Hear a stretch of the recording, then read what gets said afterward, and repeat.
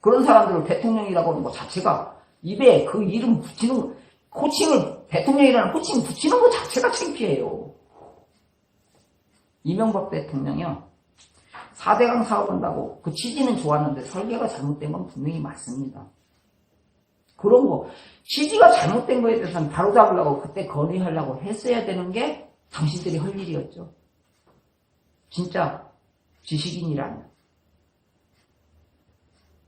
근데 그때는 찍소리도 못하고 있다가 이제 와서 4대강이 잘못됩니다. 자원어획기가 잘못됩니다. 잘못된 건 맞아요. 잘못된 것이 맞다.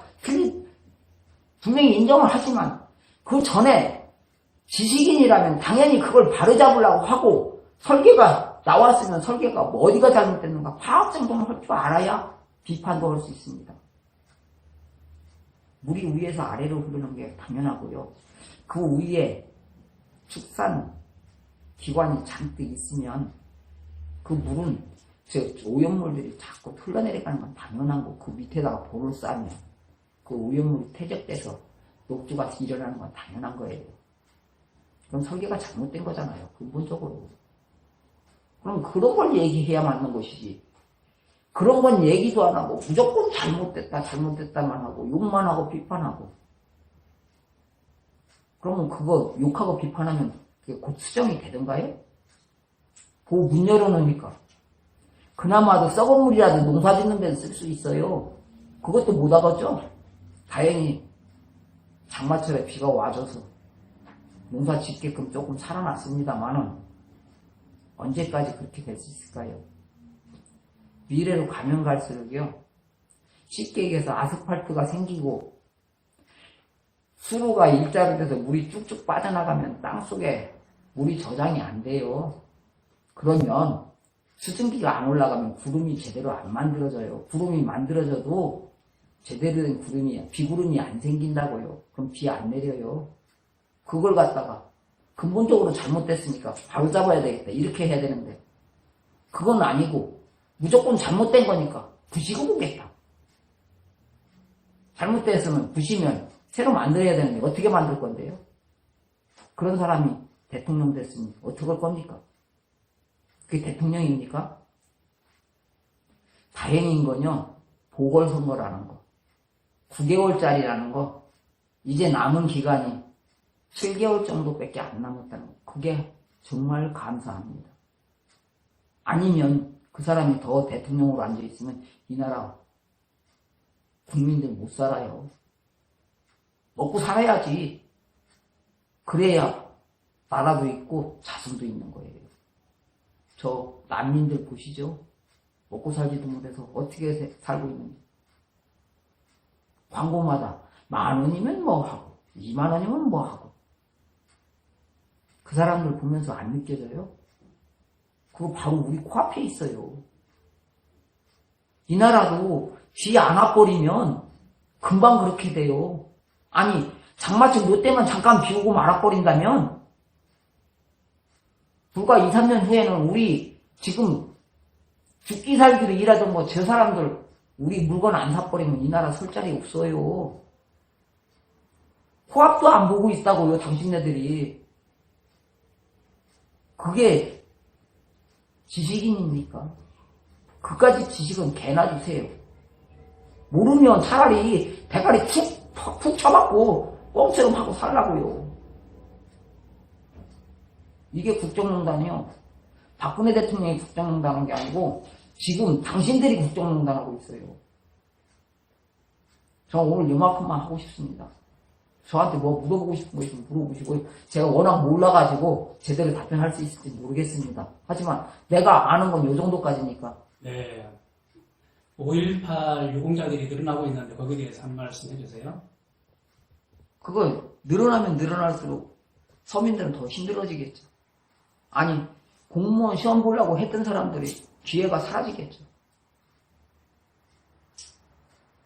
그 5.18 민주화라고 하면서 그 유공자들이 그 신청을 해서 지금 상당수가 있지 않습니까? 혜택을 네. 받는 사람들이. 근데 한참 세월이 지난 뒤에 네. 추가로 신청자들이 또 있다라는 그런 어처구니 없는 일이 발생이 됐는데 그게 가능한 겁니까? 제가 볼 때는 그거는 있을 수 없는 얘기죠. 아니 5.18 자체도 유공자라는 것 자체도 만약에 6.25 전쟁에서 그 6.25 유공자를 할지라도 그 세대에서 그때 혜택 보고 그 자손에서 잠시 보고 끝나야지. 그걸 계속 이어가고 늘어간다면 그게 양반제도죠. 그러니까 수십 년이 흐른 뒤에 지금 유공자라고 해서 추가로 명단이 들어가고 있는 것으로 이렇게 알려지고 있는 부분이 있는데 그건 납득이 안 되는 부분 있을 수 같습니다. 없는 얘기죠. 민주주의 국가라면요. 그러한 그 명단 리스트들 중에는 그 유명 정치인들도 들어가 있는 것 같은데 네. 그게 그거를 우리는 거기서만 볼 게 아니고요. 로스쿨 제도를 봐도 그래요. 로스쿨이라는 게 우리는 되게 쉽게 생각하고 있는 것 같은데요. 로스쿨 제도는 참 좋은 제도예요.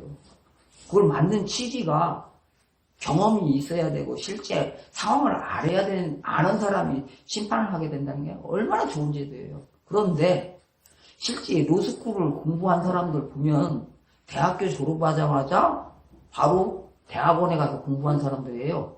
실상에 대해서는 하나도 모르고 글만 봤어요. 그 사람들이 뭘 판단할 수 있어요? 마찬가지예요. 그것도 역시 양반제도라고 봐야 되거든요. 그런 것 자체가 민주주의 국가에서 있어야 된다면 있어서는 안 될 거죠. 있었다는 것 자체가 다 국제 망신입니다. 쉽게 얘기해서 봉건 국가로 다시 돌아가자라는 소리죠. 5.18만이 아니고 이 나라 정치 현상이 보면 쉽게 얘기해서 국회의원도 대물림하려고 하니 이게 말이 되냐고요. 국회의원이라는 사람들이 뭐 하는 사람이에요? 법을 만드는 사람이에요. 근데 법을 어떻게 만들어야 되는지 그 기초도 모르고 있다고 봐야 돼요. 왜? 헌법을 알아야 헌법 테두리 안에서 법을 만들어야 그게 이 나라 법이 되는 것이지. 헌법 테두리 없는 법은 법이라고 할 수도 없고요. 그리고 이 5.18이나 로스쿨이나 이 국회의원들 지금 하는 제도를 보면요. 이게 딱 북한의 공산주의 국가 똑같습니다. 특권층이요. 공산당 당원들 하나도 안 틀려요. 조선시대 양반들은 공산당 당원이나 마찬가지였어요. 똑같다고요. 내가 이런 양반들 욕하고 공산당원들 욕하니까 나 파평연갑니다. 양반이라면 양반 자손이에요. 하지만 그 제도가 워낙 잘못됐고 말도 아니기 때문에 이렇게 비판할 수 있는 거고요. 대한민국이에요. 민주공화국이고요. 대한제국이 아니에요. 고종황제께서 대한제국을 만들려고 했던 건 자신이 황제로 계속 등극해서 그 자리에 있으려고 했던 거지만 대한민국이라고 하면 백성들을 위한 나라를 만들기 위해서 했던 거고 독립운동하셨던 그분들이 민주국가가 맞다라고 해서 했던 거고 이승만 대통령부터 지금까지 쉽게 얘기해서 박근혜 대통령까지도 아니 문재인이까지도 민주주의라고 하면서 왜 그 민주주의를 짓밟고 무시하냐고요. 심지어는 헌법까지도 민주주의라고 하면서 그 행동은 그 헌법을 무시하냐고요. 그게 헌법이라고 아니 민주주의라고 할 수 있습니까? 창피하죠. 네. 제가 듣기로는 그동안 촛불 집회에 11번이나 나가셨다 이런 얘기를 들었는데 왜 나가시다가 안 나가시게 된 배경이 있는지 그들의 궁금하네요. 말이 예. 쉽게 얘기해서 현실에 너무 안 맞고 거짓이 많아요. 아, 그것을 거짓이 많은 것을 알기까지는 11번 나가는 게 다 필요했었던 거였나요? 그건 아니면 그 아니었습니다. 전부터 그런 걸 느끼셨나요? 이미 저는 쉽게 얘기해서 이 헌법 만들어 놓고 김영삼 대통령이 지배하는 순간부터 이건 아니다라는 생각을 했어요. 그렇지만 힘없는 제가 어쩔 수는 없었죠. 거기다가 그 시대에 그걸 가지고 반항하면요. 물론 저 집회하는 사람들처럼 그렇게 많은 인원이 했다면은 제가 나서서 해도 아무 저한테 해가 없었겠죠. 근데 그 많은 사람들이 아니고 저 혼자서 하면 지도새도 모르게 죽는 게 우리나라 정치 현실이었습니다. 그 당시에. 지금도 마찬가지예요. 지금도 저 혼자서 설치고 떠들고 뛰어다니면 언제 어떤 일 당할지 모릅니다. 왜? 권력이 한 사람 제거하는 건 손바닥 뒤집기보다 쉬워요. 그럼 그때 당시 어떤 보직에 계셨었나요? 저 그때도 직책은 없었습니다. 그냥 평범하게 자영업 했었어요. 예. 그러면서 어떤 제도권에 대한 그 잘못된 부분들에 대해서 시위나 뭐 어떤 어필을 많이 했었나 보죠? 아니요, 엄두가 안 났죠. 아, 왜? 그때 우리 지금 주사판이 뭐냐는 저 집회하는 사람들, 그 사람들한테 제가 나서서 이거 아니다 하면 어떻게 했을까요? 쉽게 얘기해서 경찰들에게까지도 쇠몽둥이 휘두르는 사람들이 가만 둬뒀겠어요? 그러면은 세월호 집회에 11차례 나가면서 정말 너무나 어떤 그 어처구니 없는 그런 부분들을 얘기한다면 어떤 부분들이 있다고 보시는 거예요? 예를 들면요. 지금 현재 저 정의당에서 말하는 정두전의 무슨 뭐 그런 개민수전 이런 걸 보면은요.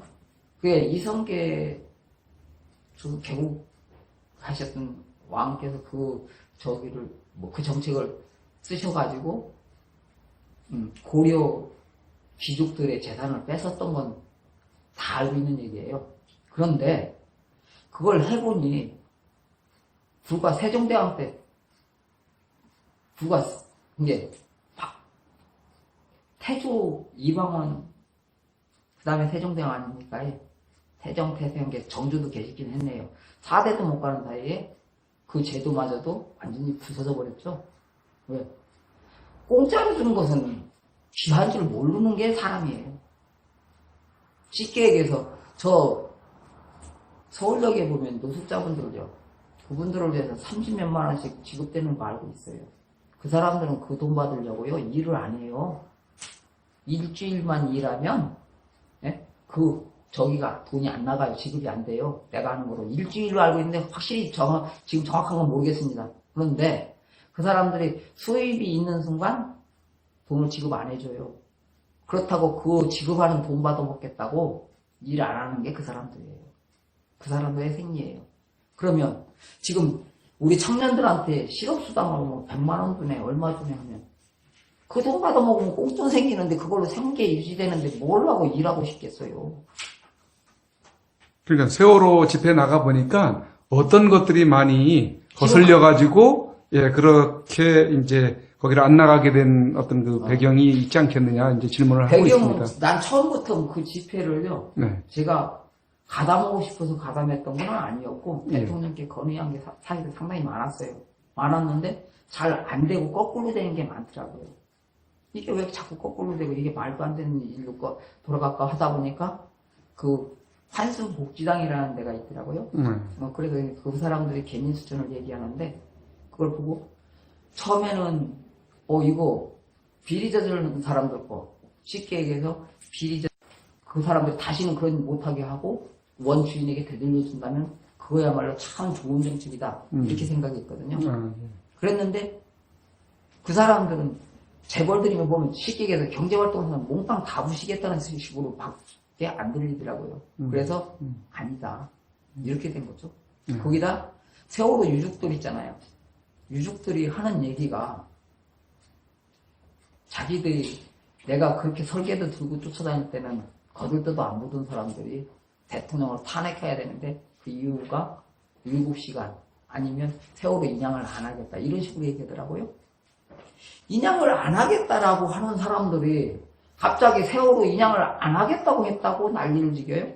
그걸 내가 지금 그 당시에 물론 저처럼 설계도 들고 뛰어다니는 사람들이 많을 겁니다. 거기다가 우리나라 대기업도 그 인양에 같이 참가하려고 했던 걸로 알고 있어요. 그런데 나는 최소 경비로 최대 효과를 볼 수 있는 방법을 연구했고 이걸 나가 쓰겠다. 나는 그런 조직 없어요, 사실. 그래서 우리 군인이나 아니면 대기업체들에게 이 기술을 나눠주려고 했어요. 그러면서 세월호 인양할 때까지만 나는 한 석 달이면 된다라고 봤어요. 그 기간 동안만 이 기술을 주면 되니까 월급쟁이만 시켜줘라 이런 식이었어요. 근데 그게 무산돼 버리고 아무것도 안 됐는데 중국 업체한테 850억인가에 그 당시에 발주가 난 걸로 알고 있거든요. 근데 내 방식대로 하면 이 장비만 있으면 되고 저거 근데 장비가 저렇게 많은 장비가 필요 없어요. 그래서 내 계산으로는 물론 정확한 계산은 아닙니다만 300억 가지고도 충분했다. 이렇게 봤거든요. 그 당시에. 근데 그 사람들은 내 얘기 거들떠보지도 않았고요. 나는 대통령 쉽게 얘기해서 청와대에서만 절차 밟아라 했지 어느 곳에서도 그걸 받아들여야 하지 않는다는 게 너무 기가 막혔어요. 심지어는 나는 그랬어요. 그래서 오죽하면 우리 대학 교수나 이런 지식인들이 있는 데서 몇 분만 브리핑하게 해달라. 이렇게까지 얘기했었어요. 그때 당시에 그런 그 제안을 했을 때 탄핵을 얘기하고 있었던 이야기가 좀 있었던 모양이던데. 탄핵에 대한 얘기는 조금 뒤에 나오긴 했지만 그 당시에 이미 계획하고 있었던 게 아니냐 이런 생각이 드는 게요. 어떻게 배를 인양하겠다고 대통령께서 직접 뛰어다니는데 그걸 피해 다녀놓고 그러고 나서 나중에 뒤늦게 와서 인양하려고는 의지가 없었다. 아니다. 뭐했다. 이런 말을 할 수가 있느냐 이거죠. 그리고 내가 이런 말을 하니까 세월호 유족들 저거 사인 받는 사람이 그러더라고요. 왜 유족한테 이번에 유족한테는 욕하지 말아라 그러더라고요. 그럼 그건 무슨 소리냐고. 세월호 유족은 그 탄핵에 관계가 없다라는 소린가요? 그렇다면 거기에 탄핵에 직접 저거 했던 국회의원들과 야당이 했다는 건가요? 난 그것도 또 의심스러워져요. 유족한테 욕하지 마라. 유족은 그걸 피해 다녔는데 왜 욕을 안 해요? 그놈들이 자신들이 부를 많이는 12억까지도 받았다는 얘기가 있고 뭐 적게는 뭐 6억도 받았다 뭐 그러더라고요. 최하가 6억 받았다는 얘기로 알고 있어요. 내가 알기로는. 근데 정확한 얘기는 아닙니다만은 여기저기에 올라오는 글들이 그래요. 그러면 6억이나 되는 엄청난 부를 챙겼다면 그것도 쉽게 얘기해서 우리 국민들이요 6억을 벌려면요 일평생 죽기 살기를 일해도 못 벌어요. 그렇죠. 부모님들이 돈이 많아가지고 유산으로 남겨준다고 해도 6억을 받으려면요 세금을 엄청나게 내야 돼요. 근데 그들은 너무 손쉽게 그 돈을 벌었어요. 그런데 거기서 또 가산점까지 받겠다고 저 난리를 죽이고 있으니 이게 말이 되는 겁니까? 이것도 아니죠. 그때 어떤 그 집권 여당만이 아니고 또 야당 쪽에도 그런 세월호 구조하는 문제 때문에 많이 접촉을 하고 그랬었습니까? 그렇게까지 접촉하기는 힘들었고요. 그 사람들이 쉽게 얘기해서 우리 같은 사람 만나주려고 잘 안 하잖아요. 그래서 서울시장한테 탄원서식으로 넣었던 적이 있고요. 그 다음에 세월호 유족들한테 있는 데서 그 특조위라는 데를 만나기도 했었고요. 그리고 문재인이 그 당시에 거기 앉았는 거 보고 열받아서 등 돌리고 돌아서기도 했습니다. 그 사람을 보고 왜 등 돌리고 돌아섰냐면 그 유민희 아빠인가 하는 사람하고 앉아서 얘기하고 있대요. 단식 한다면서. 근데 유민희 아빠라는 사람은 내가 설계들 갖고 쫓아갔을 때 날 미친놈 취급한 사람이 유민희 아빠예요. 그런 사람하고 같이 앉아서 무슨 짓을 꾸몄겠습니까? 이미 그때부터 탄핵을 위해서 준비했다라고 나는 그래서 보는 거예요. 말도 안 되는 짓을 하는 사람들하고 같이 앉아서 쉽게 얘기해서 국회의원이고 야당 대표면 어떻게든지 국민들이 살 길을 찾아주고 그걸 하기 위해서 노력을 해야 되는 사람이지 나라를 전복시키려고 했다? 이건 정치인이 아니고 역적이죠. 그래서 나는 문재인을 역적으로 봅니다. 그러니까 세월호가 그렇게 침몰돼 있으면은 사람이 다급해지면 지푸라기라도 잡으려고 하는 게 사람의 심정인데 당연하죠. 그런 구조 방법을 가지고 이렇게 만나려고 이야기를 하려고 했는데 거들떠도 안 봤다라는 얘기지 않습니까? 그런 거죠. 예. 그리고 또 뒤늦게라도 시신을 하루라도 빨리 건져서 시체를 건져서 내 새끼 납작이라도 어떻게 죽었는지 보고 싶었다면 바로 인양하게끔 했어야 맞죠. 그런데 그런 곳에는 아랑곳하지 않은 그런 그렇죠. 모습들을, 면면들을 봤다는 얘기죠. 너무 기가 막혔죠, 그때. 그게 유족인지, 아니면 유족을 이용해서 돈 벌기 위해서 눈이 뒤집힌 놈들인지 알 수가 없더라고요. 그렇지 않고는 그렇게 할 수가 없었어요. 그때 당시에 그 구조 방법에 대한 좋은 그 방안을 가지고 있었던 모양이죠. 우리 예. 선생님께서는. 지금 제가 그거를요, 특허 신청을 했더니요, 국제 특허까지 내랍니다. 그래서 나 지금 페이스북에 그걸 올려놨어요. 그 당시에는 세월호 하나만 인양하면 되니까 이미 지났으니까 하고 포기했었어요. 근데 촛불 집회하는데 2차인가? 1차인가 모르겠습니다만 그 집회 나가서 하다 보니까 그게 세월호 인양 안 했다 아니면 7일 동안 뭐 했다 해서 그것이 제일 그 당시에는 제일 큰 이유더라고요. 아 이거 큰일 나겠다 싶어서 바로 특허부터 신청해놨습니다. 그래놓고서 그 집회를 따라다녔어요. 이 사람들이 무엇 때문에 일을 하는지 보려고요. 그 당시 날짜가 특허 신청한 날짜가 제가 알기로는 12월 16일 날로 알고 있어요. 근데 촛불 집회가 몇 회차였는지는 모르겠습니다. 그 당시가. 근데 그 사람들이 그걸 이용해서 그렇게 하고 있을 때 이거는 아니다. 왜 이렇게 사기치고 거짓말을 하느냐. 그래서 하루라도 빨리 특허 신청해야 되겠다 해서 내가 대통령께 건의했던 그 내용, 그 설계도를 가지고 갔다가 퇴짜 맞았습니다. 왜? 그걸로는 특허를 낼 수가 없답니다. 왜? 너무 약식이기 때문에. 그래서 좀 세세하게 해와라 해서 여러 장 분량으로 만들려고 하다 보니까 며칠 또 걸렸어요. 그랬는데도 12월 16일 날이고요. 그거 하자마자 특허 나온 것이 4월 며칠 날인가 나왔어요. 근데 그 당시에는 특허만 나왔지 그 이상 다른 얘기가 없더니 불과 며칠 안 지나서 대선 직후인가 직전인가 모르겠어요. 근데 국제 특허 내라고 하대요. 그런 용지가 다시 날라왔어요. 그래서 지금 국제 특허를 내야 될까 말까 하다가 근데 거기에 비용이 발생하는 게 약 5천 몇백만 원, 6천만 원 돈 되는 것 같더라고요. 그걸 또 내가 또 지급을 해야 된다는 얘기예요. 그래서 내가 이 돈을 들여서 이걸 내서 해야 되느냐. 난 세월호 하나 인양해서 나라가 조용해지면 그거 하나 때문이었는데 저 사람들이 지금 촛불 집회로 나라를 전복시키려고 하니까 이걸 막으려고 했는데 내가 국제 특허까지 내야 될 필요가 있을까? 이런 생각에 지금 현재 내놓지는 않았습니다. 현재 국내 특허는 이제 돼 있는 상황인가 그렇죠. 보네요. 예. 예. 엊그제 저 한강에 군함이 모래톱에 걸려있다고 할 때 보고서 저거 내 방식으로 하면 쉬운데 그 당시에 박근혜 대통령하고 만났다면 이것이 군에 적용시켰을 것이고 그랬다면 그거 불과 2, 3일이면 그 장비가 아주 갖춰져 있을 테니까 2, 3일이면 모든 게 끝났을 건데 이런 생각도 들었습니다. 네.